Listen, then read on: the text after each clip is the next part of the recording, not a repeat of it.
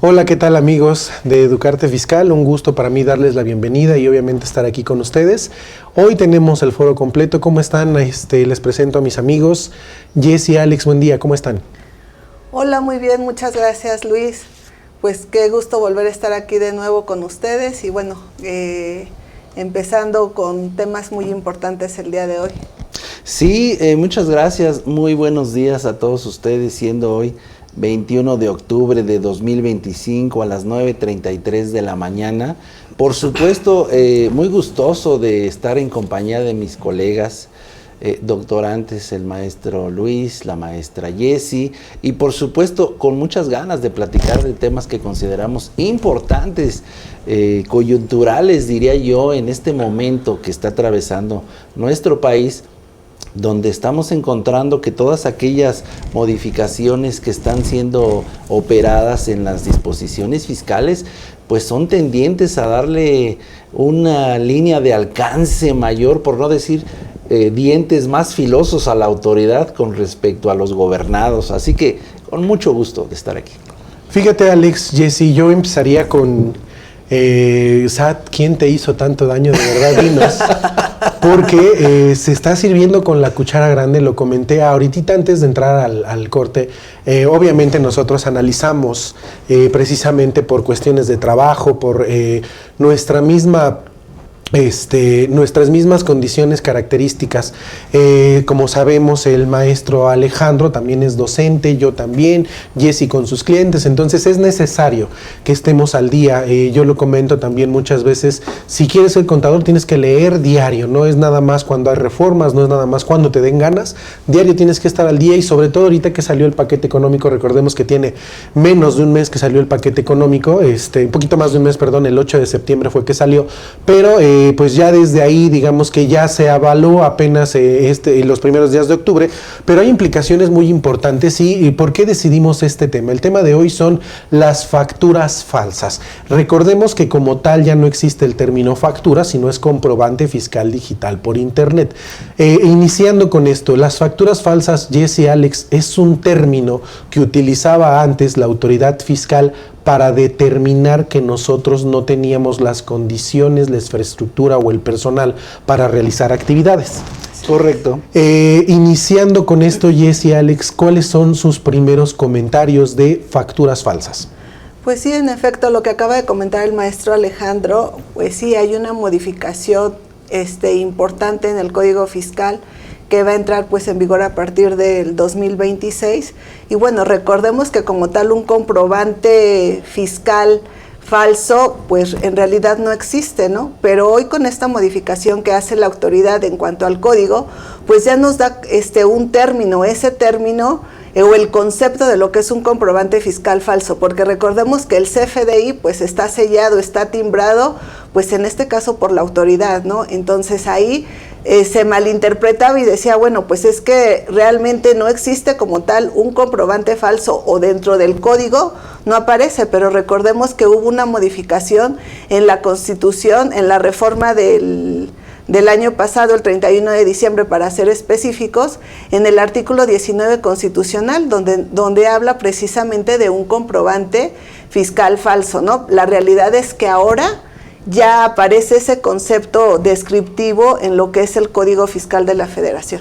Estoy completamente de acuerdo con ustedes, compañeros. Es algo, digamos que, para decirlo en términos llanos, el Congreso terminó enmendándole la plana precisamente a esta Constitución de la que habla la maestra Jessy.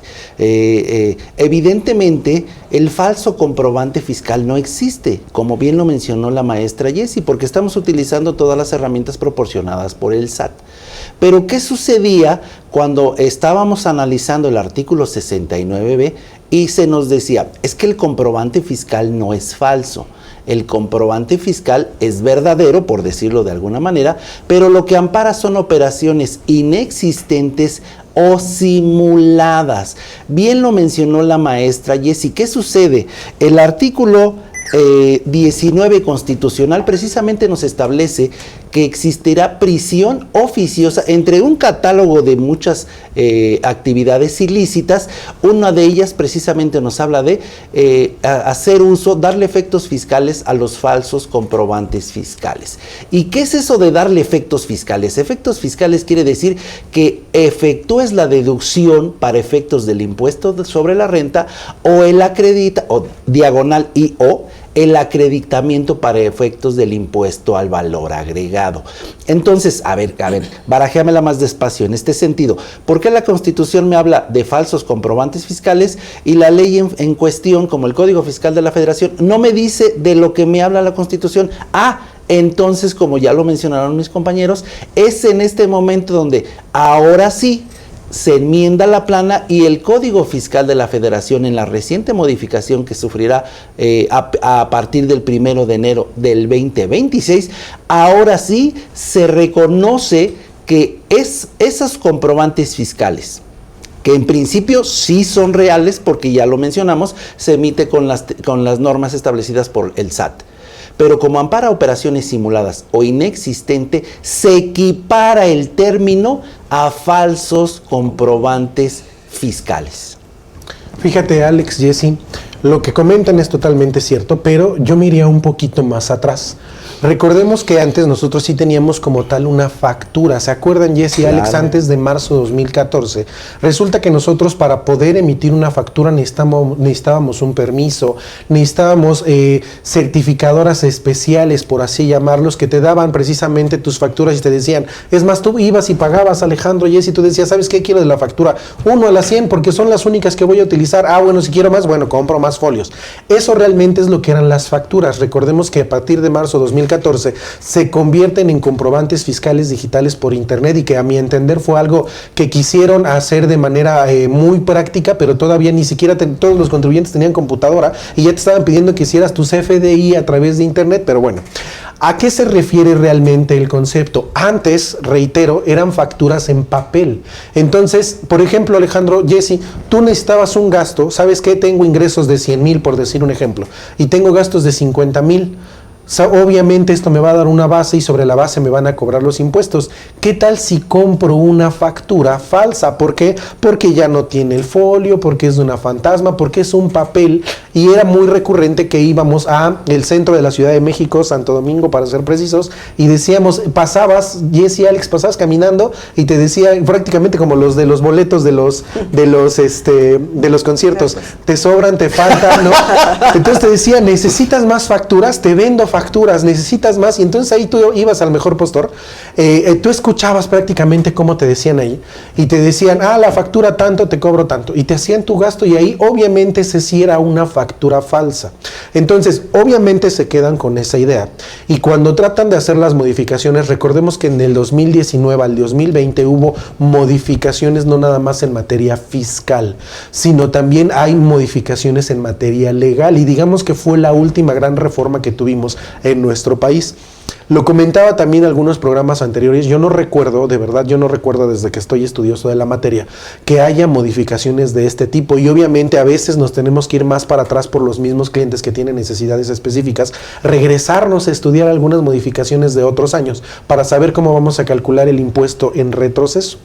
Pues bien, resulta que pues ellos se quedan con esta característica llamándolo facturas falsas. Obviamente cuando a ti te dicen, oye, ¿qué crees? Tienes una factura falsa.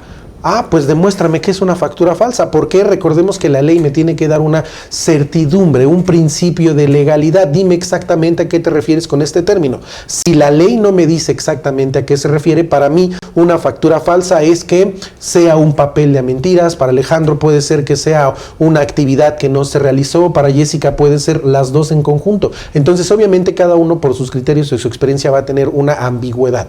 Por lo tanto, la autoridad nos tiene que decir exactamente a qué se refiere.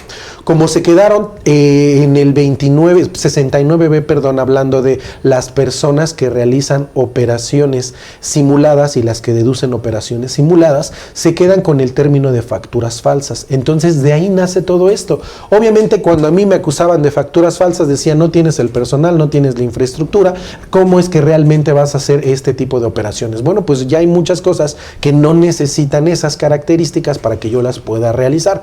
Pero bueno, Partiendo de este sentido, entonces la autoridad dice, vamos a determinarte que estás haciendo facturas falsas. Yo como contribuyente, ¿qué podía hacer? Podía meter, obviamente, un medio de defensa y decir, ¿sabes qué? Pues yo no sé qué es una factura falsa, porque ¿qué crees? En tu Código Fiscal de la Federación, y es más, en el Código Civil Federal, tampoco se menciona qué es una factura falsa. Entonces, ¿cuál es el delito de la factura falsa? Como no había como tal el delito, pues resulta que el contribuyente terminaba dándole la vuelta y ganándole a la autoridad fiscal. Jessy, Alex. Adelante, Jessy, adelante. Sí, digo, la realidad es que ahorita con estas modificaciones que va a haber en el código, pues se modifica lo que es el artículo 20, bueno, no se modifica, se adiciona en el artículo 29, en la fracción 9, en la fracción 9 para ser más específicos, el apartado de lo que es una operación donde van a ser operaciones reales, o sea que ya no es como tal el comprobante fiscal, sino que sea la operación, que no sea inexistente, que era lo que comentaba el maestro Alejandro.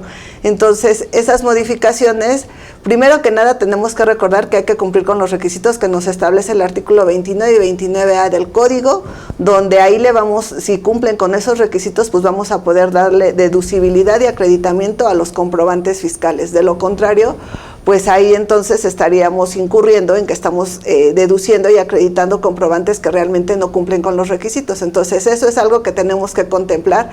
Y bueno, con esta modificación que hay en el artículo 29A y se adiciona, bueno, más bien se adiciona la fracción 9, donde precisamente nos habla de operaciones reales. Entonces, esas operaciones reales, ¿cuáles son? Pues que se llevó a cabo como tal la operación, que sí existió un activo, que sí existieron los bienes. Entonces, todo eso es lo que tenemos que, de alguna manera, pues demostrarle a la autoridad que sí se llevaron a cabo las operaciones. Aunque también tendríamos que verificar, ¿no? Porque muchos hablan de la materialidad, pero la realidad es que no hay como tal un concepto de materialidad. La materialidad o un catálogo donde nos diga tienes que cumplir con estos requisitos, esto es lo que me tienes que entregar, ¿no? Y la autoridad pues de alguna manera va a estar facultada o va a tener como todos esos elementos para poder determinar si existe la operación, si no existe. Creo que ahí también estamos nos dejaría como en un estado de indefensión a todos los contribuyentes, ¿no, Alex? Sí, Luis. coincido completamente con ustedes. Evidentemente los requisitos para emitir el CFDI los encontramos en el 29A, así como también en la resolución miscelánea, en el anexo correspondiente para la emisión del mismo.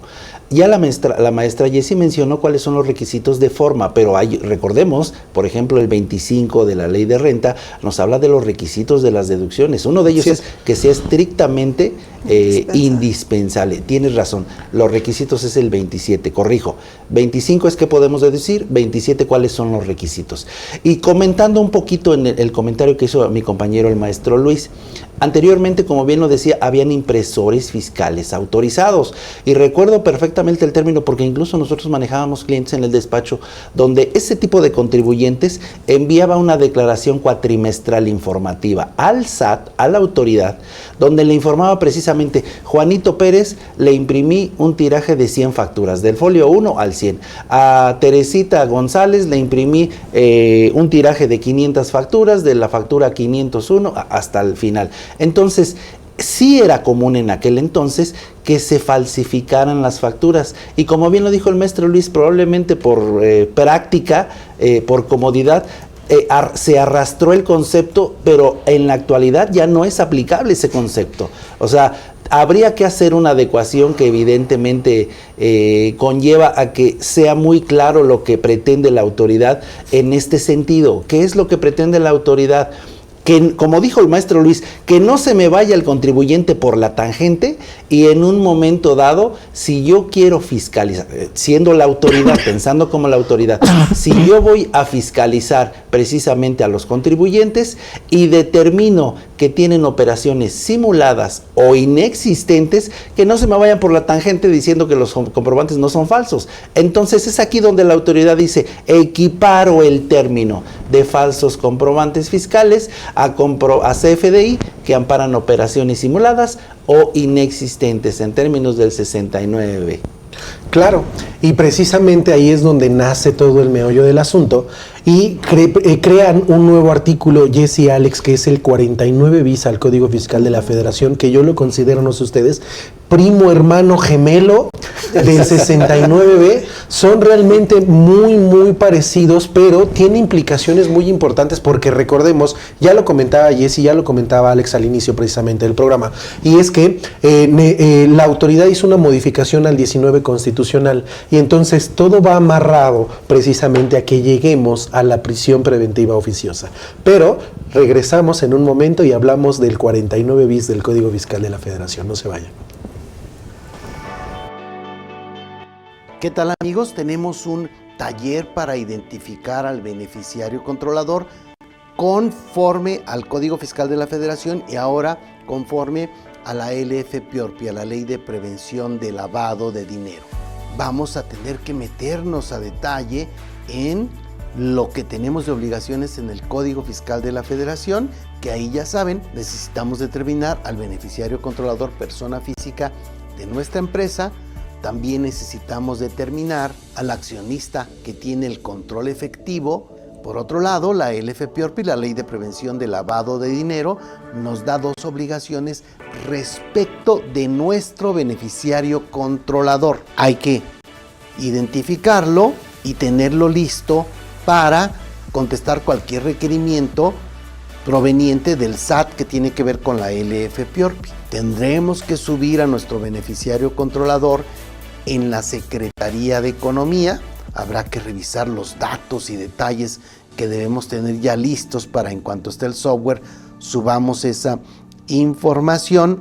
Por eso es que es un curso de tanto tiempo, pero debemos salir con manualitos. Oye, dime qué hago, cómo lo hago, qué expedientes lleno, qué datos deben tener en cada uno de los casos y quién debe hacer. Eso es lo que buscamos en este taller. Esperamos que estés con nosotros. Pues estamos de vuelta, amigos de Educarte Fiscal, por supuesto por IMEFI TV, y estamos hablando el día de hoy de facturas falsas. Hay modificaciones, hay nuevos lineamientos. No quería decir nuevos, se me fue la palabra. Nuevas reglas, nuevos artículos, esa era la palabra que quería decir, perdón. Nuevos artículos dentro del Código Fiscal de la Federación como el 49 bis, y precisamente el 42, uno va de la mano de la otra. ¿Les parece si empezamos a hablar del 49 y lo enlazamos con el 42, Jessy y Alex? Sí, claro. ¿Qué me pueden decir del 49, por favor, Jessy? Pues bueno, específicamente el artículo 49 pues nos va a hablar precisamente de el sustento que deben de tener esos comprobantes. La materialidad, como lo mencionó el maestro Alejandro y el maestro Luis, pues va ligado con el artículo 69, ¿no? El soporte que le vamos a dar a esos comprobantes que para poderle demostrar a la autoridad que efectivamente se llevaron a cabo las operaciones, ¿no, Luis, Alex? Sí, estoy completamente de acuerdo. Es precisamente, es que por eso lo mencioné en un principio, estas modificaciones tienen como finalidad darle un poco más de dientes a la autoridad para que pueda fiscalizar más a los contribuyentes, y es precisamente en el paquete económico donde viene la modificación de un nuevo articulado que va pro autoridad a efectos de que pueda fiscalizarnos más y mejor a todos los contribuyentes cautivos. Y quisiera hacer un comentario breve, porque como bien lo mencionó el maestro Luis, nosotros somos académicos, nos gusta, nos apasiona, y una pregunta que me hacen mis estudiantes es, oiga, ¿necesito comprar el Código Fiscal de la Federación cada año? Y esta es la necesidad primordial, y explico por qué. A veces pensamos que es un gasto, pero realmente es una inversión, porque necesitamos estar al tanto de todas las modificaciones que hay, Luis. Ahorita el Código Fiscal de la Federación para el 2024 evidentemente no va a tener las mismas disposiciones que para el 2025. Entonces, jóvenes, considérenlo como una inversión, porque si quieren estar actualizados y brindar un mejor servicio a los contribuyentes, evidentemente debemos de hacerlo, ¿no? Sí, totalmente de acuerdo, Alejandro. Y ya fíjate hice que mi comercial, ¿verdad? Ya sí, ni respondí, pero fíjate que yo es lo que les comento, cuando antes de la factura del comprobante fiscal digital por internet, estoy hablando del 2014 a la fecha, o sea, estamos hablando de 10 años de diferencia, es totalmente diferente el Código Fiscal de la Federación, o sea, yo lo recuerdo y es otra cosa. Entonces sí es totalmente necesario que se vaya comprando. Obviamente lo podemos descargar, pero bueno, cuando hablamos del 49 bis, precisamente se amarra con el 42. Y es que dentro de las facultades de comprobación de la autoridad te puede solicitar datos, documentos, contabilidad o parte de ella, información económica, financiera, de orden metodológica. En otras palabras, te va a estar revisando. Pero ¿cómo va a ser esta revisión, Jesse y Alex, de acuerdo al 42? Y esa es realmente una de las cosas muy importantes que no podemos dejar de lado, Jesse. Pues Alex. la autoridad en este caso, en el artículo 42, la autoridad está facultada para realizar en este caso visitas domiciliarias, y es precisamente en el artículo 49 bis que mencionas, Luis, que efectivamente la autoridad a través de una visita domiciliaria, pues en este caso va a poder revisarte estos comprobantes fiscales. ¿Cómo los va a hacer? Pues en un término de 24 días hábiles va a revisar los comprobantes, y ahí es donde la autoridad va a determinar si realmente esos comprobantes están amparados, y si no, pues ¿qué procedería, Alex? Sí, evidentemente no se le puede dar efectos fiscales a ese tipo de comprobantes, que es donde viene el problema, ¿no? No, fíjate, antes de eso, Alex, hay una palabra importante que viene en toda la ley del impuesto de la renta, en todos los regímenes, personas físicas y personas morales. La autoridad presume, presunción. presume como falsos tus comprobantes. Y aquí yo entro en un dilema. Jesse y Alex, no sé si me puedan ayudar. Y ustedes también, amigos, si tienen alguna pregunta, obviamente mándenosla. ¿Qué pasa? Imagínense que yo soy la persona que la autoridad dice, ¿sabes qué, Luis? Yo presumo que tienes comprobantes fiscales falsos. Ok, yo hago una operación con Jessica. Cuando hago la operación con Jessica, yo le vendo mercancía. X mercancía, hacemos la transferencia, hacemos el contrato, o sea, realmente hacemos el negocio. Pero me habla Alejandro y me dice, oye Luis, fíjate que la verdad yo sé que tú tienes muchos ingresos que para mí pueden ser gastos, véndeme una factura. Recordemos que esto es totalmente normal, por así decirlo. Sabemos que el 70% de las operaciones que se hacen con el gobierno tienen que estar amparadas con este tipo de facturas. Es algo que no podemos ocultar, Jesse y Alex, porque al contribuyente que le dicen, dame mi dádiva del 20-30% por pasarle el Luis, contrato. Ya te estás metiendo. Mira, es algo que es totalmente real, Jesse y Alejandro, no lo podemos ocultar, y que sobre nadie todo nos escuche, ¿no? Ojalá no nos estén grabando.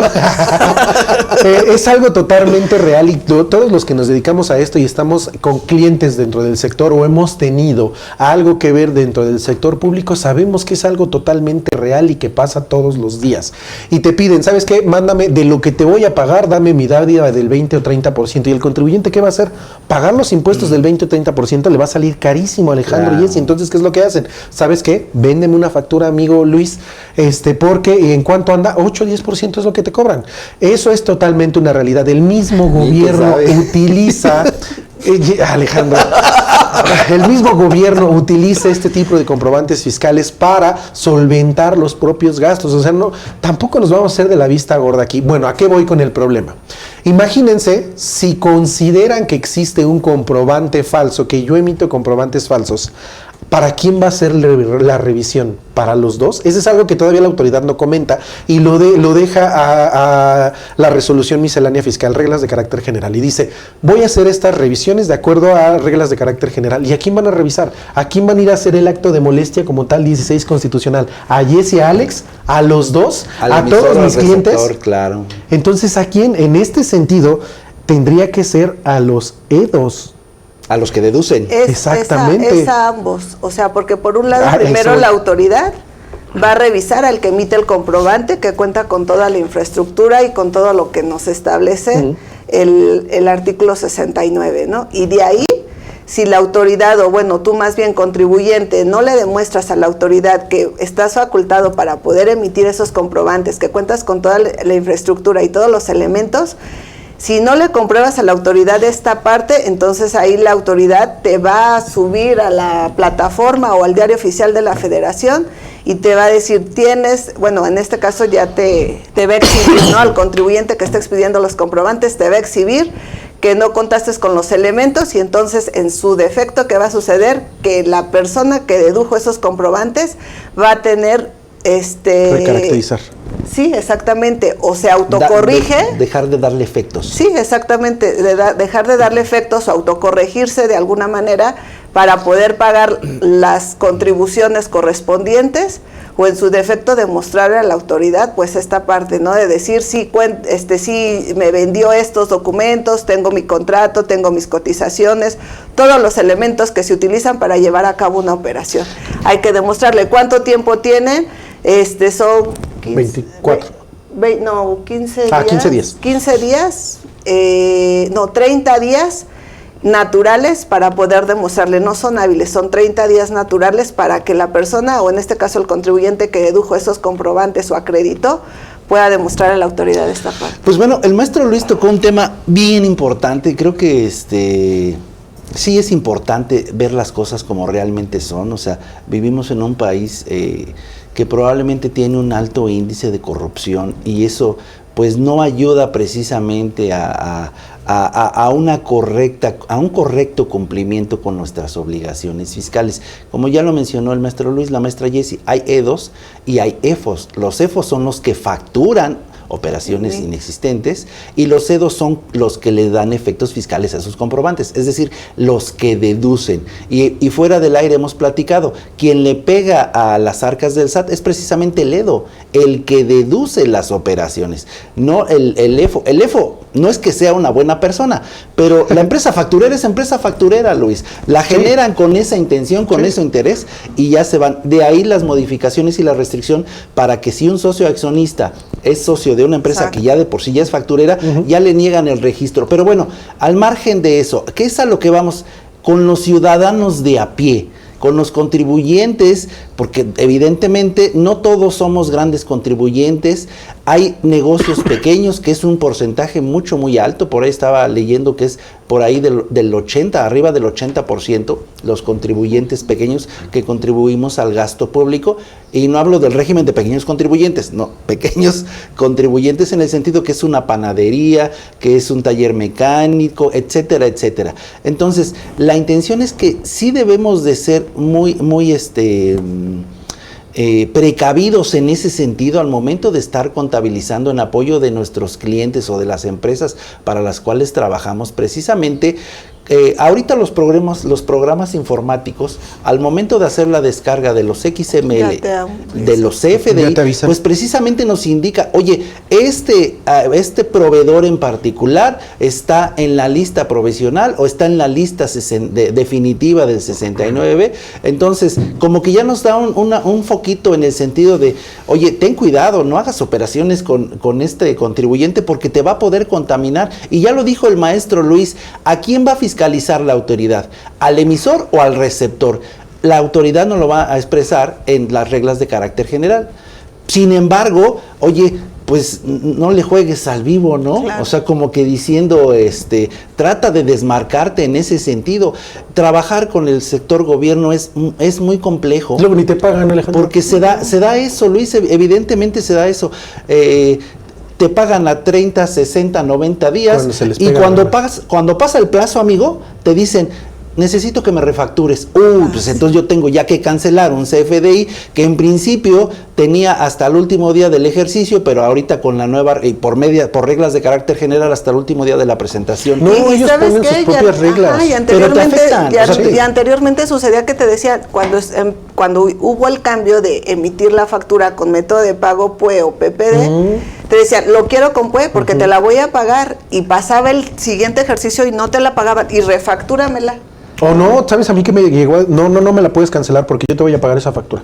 ¿Pero por qué lo hacen? Pues precisamente para demostrar el presupuesto en el gasto, ¿no? Pero la realidad es que, pues digo, como decía el maestro Alejandro, la corrupción está y viene precisamente desde el gobierno. Claro, no lo podemos ocultar, es lo que comentaba. Y precisamente con esto, y yo reitero la parte de que se están sirviendo con la cuchara grande, hay otro párrafo, el cuarto, quinto, sexto, no recuerdo, del 49 bis, el cual dice que también lo están ligando con el 17H bis. Y esto también es importante porque ¿a qué voy con esto? Recordemos que el 17H bis es la restricción temporal de los sellos. Entonces, fíjense, la autoridad todavía presume, ni siquiera ya estás determinado como facturero falso, por así decirlo, un nuevo término. No eres facturero falso, apenas estás en la revisión, pues ¿qué crees? Que ya te restringí tus sellos. Entonces, desde ahí ya sabemos que nos van a afectar. Aunque todavía no esté dentro del listado, aunque ya me están molestando ahí. Ya no puedo facturar y obviamente esto tiene muchas implicaciones porque pues ya no puedo seguir con mi proceso normal. Ahora, en el momento en el que la autoridad me determina que sí soy facturero falso, ¿cómo lo va a determinar Alejandro, Jessy? ¿Cómo le demuestro la materialidad? ¿Dónde hay un checklist que realmente me diga, sale la materialidad? Es cuando me demuestras que realmente salió la unidad de aquí para allá, que entregaste la mercancía, que la recibió. O sea, dime exactamente qué es para ti la materialidad, porque la autoridad, fíjense, es tan mala onda y tan manchados son que van a decir, ¿sabes qué? Necesito que también me muestres la cartilla de vacunación del perico. Hay cosas a veces que piden que son totalmente irreales. Fíjense, lo último que vi en una tesis, no sé si se las compartí, creo que no, creo que sí, en donde dice que la materialidad de las fotografías tiene que estar certificada. O sea, antes nosotros decíamos, tenemos una foto. Pero no fuera para los gobernadores, porque aunque hay fotos y videos, dicen que no es cierto. Pero bueno, esa es otra situación. Nosotros tenemos una imagen en donde decimos, sale con esta, compruebo la materialidad. Y de hecho, yo sí lo hacía con algunos clientes específicamente. Sácale foto de cuando llega, sácale foto de cuando se va, cómo se va, por tema interno, para que sepan cómo sale la mercancía, cómo llega y demás. Pero también me servía a mí secundariamente como materialidad. Y ahora salen con que no, con que tiene que ir certificada. Oye, Jessy, Alex, ¿cómo se certifica una imagen? No, y además yo creo que... No, y además el costo, suponiendo que sí pudiera ser, ¿no? O sea, yo creo que notario... también ahora los auditores que revisan están facultados, son algún tipo de peritos, son especialistas en todas las gamas de todas las actividades que realizan las empresas, o sea, porque es una infinidad de actividades. Entonces, ¿cómo van a saber que realmente, o sea, no están cumpliendo o no tienen los elementos para poder desarrollar la actividad la empresa o el contribuyente, ¿no? O sea, de lo que están comentando, puedo decir, a ver, ¿la autoridad puede actuar caprichosamente? Totalmente. La autoridad puede ser discrecional, y más aún con lo que ya mencionó el maestro Luis. ¿Cómo oriento al contribuyente normal, al contribuyente que paga su impuesto en términos del 31, fracción cuarta constitucional, en cuanto a la materialidad? Si bien es cierto lo que acaba de decir el maestro Luis, oye, no hay un concepto definido que me diga, tienes que cumplir con esto y esto para darle materialidad a tu operación. Sin embargo, sí podemos darle ciertas recomendaciones. Y pongo un ejemplo. Imaginemos en una empresa de producción donde lleva órdenes de trabajo, órdenes de producción, salidas y entradas de almacén, salidas y entradas de vigilancia de la planta productiva. Todo eso, en un momento dado, la firma del supervisor, la firma de quien recibió en el almacén, todo eso en un momento dado coadyuva para, en dado caso que la autoridad nos diga, demuéstrame la materialidad. Bueno, mira, tengo una planta de 20 trabajadores, consumo energía eléctrica generalmente de tantos watts por semana. Entonces, todos esos podrían ser elementos de comprobación para decirle a la autoridad, esto es mi materialidad. A lo mejor videos, a lo mejor fotos, aunque dice el maestro Luis, es que ¿dónde las voy a ir a protocolizar, ¿cómo? A certificar? Me traigo al notario y aquí lo siento de las 7 de la mañana a las 3 de la tarde para que esté viendo. Evidentemente, en el caso de que así fuera, pues sería además muy costoso. Entonces, creo que nos queda claro que la autoridad está actuando con... no sé si llamarlo con terrorismo fiscal, cuando he escuchado ese término, porque evidentemente lo que está establecido en ley, pues es legal, salvo que no esté en ley sería ilegal. Otra cosa sería inconstitucional, que es lo que marcamos en primera instancia con la emisión de falsos comprobantes fiscales. Sin embargo, y pienso que ya en los minutos finales del programa, considero importante compartir con ustedes que precisamente esta modificación es tendiente a que la autoridad nos esté mordiendo. Les digo a mis alumnos, óigame me ahorcó, pues así tenemos al SAT encima, así tenemos al SAT. Entonces debemos estar preparados, considero, para afrontar precisamente el reto que se avecina. Hemos escuchado de los cambios en el juicio de amparo precisamente. Hay todavía, podemos interponer los recursos de defensa que tenemos al alcance. No porque la autoridad lo diga, nosotros tenemos la obligación per se de cumplir con ello. Debemos de actuar, por supuesto, en el marco de la ley que así lo establece, pero sí es importante saber que tenemos medios de defensa a nuestro alcance, y aunque nos cueste, porque a veces alcanzar esa justicia que estamos buscando, pues nos va a implicar realizar un desembolso económico a efectos de pagarle al profesionista correspondiente. Bueno, Alex, ya está terminando el programa, pero no, todavía nos falta mucho más, amigos. Jessy, ¿querías comentar algo al respecto? Sí, creo que considero que a raíz de todos estos cambios y estas modificaciones en el código, creo que tenemos que ser de alguna manera preventivos. Y creo que estamos a un buen tiempo de poder revisar los controles internos de cada una de las empresas, precisamente pues para verificar, ¿no?, a partir de qué montos tenemos que cuidar, de qué cantidades tenemos que cuidar, que tengamos todos estos elementos que si en algún momento la autoridad nos llega a hacer una visita domiciliaria para efectos de verificar esos comprobantes fiscales, pues tengamos los elementos y darle soporte, o en este caso el traje especial a cada una de las operaciones que de alguna manera se van a llevar a cabo. Totalmente, Jessy, Alex, totalmente de acuerdo con ustedes, pero antes de despedirnos todavía me gustaría enfatizar el 49 bis, la fracción tercera, donde la autoridad quiere simular el ojo de Dios.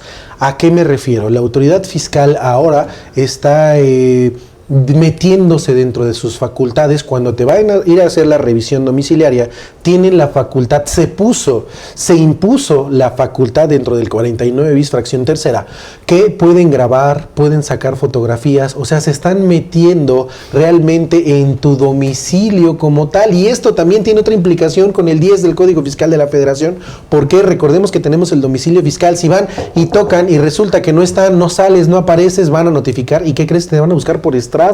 ¿Qué significa por estrados? Que te van a boletinar por todos lados para que aparezcas. Entonces, realmente la autoridad está ejerciendo de manera legal. Lo decías tú, Alejandro, es legal porque está dentro de la ley, pero ¿realmente se vale? ¿Hay algo que limite a la autoridad y diga, oye, esto sí puedes hacerlo o esto no? Realmente yo no estoy viendo una limitante, están haciendo lo que quieren.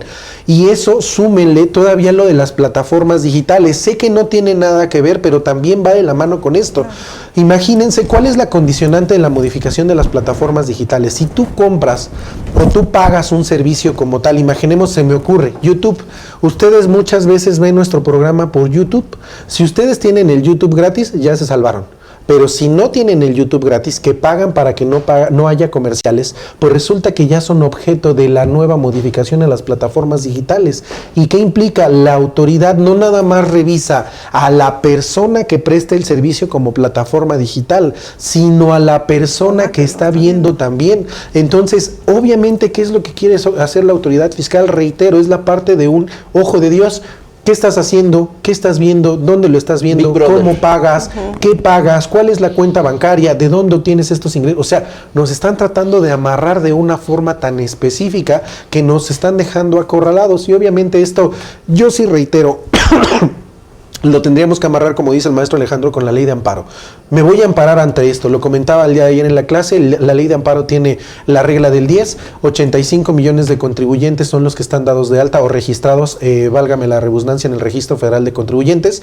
El 10% de esta cantidad se quiere amparar. Únicamente el 10% de los que quieren se amparan y únicamente el 10% gana. Entonces estamos hablando de una mínima cantidad que mete y llega hasta el final del amparo. Entonces, obviamente todo va amarrado.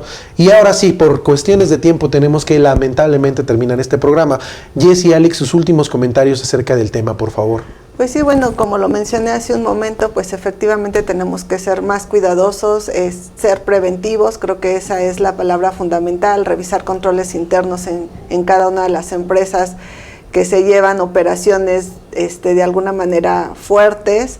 Digo, a lo mejor pudiéramos contemplar sobre montos de 100,000, 80,000, no lo sé, pero y todas aquellas operaciones que sean menores, porque recordemos que pues hay contribuyentes pequeños, medianos, grandes, y bueno, a lo mejor las empresas grandes pues no tienen este tema, ¿no? Pero habría que tener cómo educarnos en esa parte, y ahora pues no solamente compro, me mandas mi facturita y se acabó. Tenemos que cuidar otros elementos, porque pues en un futuro podemos tener alguna visita por parte de la autoridad y pues tratar de evitar esto, porque ya no es solo la visita, ya no solo es el que a lo mejor te autocorrijas, pagues esas diferencias, porque a lo mejor la empresa emisora que te emitió el comprobante pues no le demostró a la autoridad que contaba con la infraestructura para poder dar el servicio o proporcionar los bienes, ¿no? O sea, ahorita ya es algo que tenemos que cuidar, porque pues ahora ya es prisión preventiva oficiosa, ¿no? Y entre que si se demuestra y le demuestras a la autoridad y revisa o no, pues ya es cárcel. Entonces hay que cuidar estos elementos. Mi nombre es Jessica García y a mí me encuentran en contadores@ggm.com.mx. Hasta la próxima. Pues un gusto para mí contar con su presencia, y ya me estaba adelantando, pero termino con este comentario. Apenas en días recientes el SAT dio a conocer los criterios para realizar programación de auditorías, en donde nos indica que a grandes contribuyentes hará una revisión del 6.3% de los grandes contribuyentes, a pequeños y medianos contribuyentes el 0.02%, hablando de un universo de 66 millones de contribuyentes. Digamos, qué miedo tener la mala suerte de caer en ese tipo de auditorías. Sin embargo, como bien lo mencionó la maestra Jessie, la mejor recomendación que podemos darles es que se acerquen al profesionista de la contaduría, donde precisamente podrá ayudarles para el correcto cumplimiento de sus obligaciones y de alguna manera estar protegidos, estar blindados, si así me permiten la palabra, porque no podemos estar 100% seguros de que la autoridad no nos va a ejercer facultades de comprobación o incluso de gestión. Sin embargo, cuando estamos ciertos de que estamos haciendo las cosas de forma correcta, oye, te voy a revisar, te voy a ejercer facultades de comprobación, pues hazlo. O sea, no vas a encontrar absolutamente nada, pero al menos tenemos la tranquilidad de que eso, o tenemos un alto porcentaje de conocimiento de que así va a suceder. Para mí un gusto estar con ustedes. Mi nombre es Alejandro Valdés Ledesma. A mí me encuentran en alejandrovaldez@valdesiasoc.com. Hasta la próxima. Pues ya nada más los comentarios finales. Antes que nada agradecerles obviamente que nos estén sintonizando nuevamente en este programa, y ya lo comentaron mis compañeros, no quiero ser reiterativo, pero es importante que consideremos el 49 bis como una oportunidad. Más que miedo, es una oportunidad para nosotros los contadores hacerlo de la mejor manera posible, y obviamente también contribuir a que los clientes, nuestros clientes, los contribuyentes lo hagan de la mejor manera posible. Recordemos también que obviamente todo esto va ligado hacia el 19 constitucional, que ya lo comentaba la maestra Jessica, es prisión preventiva oficiosa, y obviamente nosotros somos la primer defensa que tienen nuestros clientes para que no llegue hasta ese punto. Mi nombre es Luis Alberto Morales Sosa. A mí me encuentran en contacto @contabilidadfiscal.net. Nos vemos hasta la próxima. Muchas gracias.